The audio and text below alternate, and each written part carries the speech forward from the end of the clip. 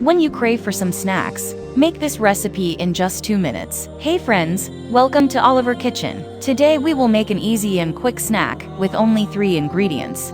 Take a slice of bread, melt some butter in a pan, and cook the bread until both sides become golden brown. Remember, the stove should be on medium-low heat.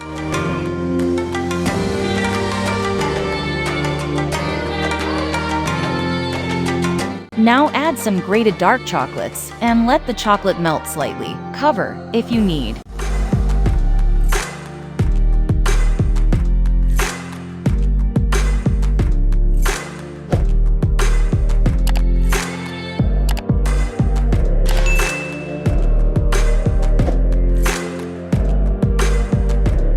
Your snack is ready to enjoy. Subscribe and share if you like to learn easy recipes. See you soon in next video. Thanks for watching.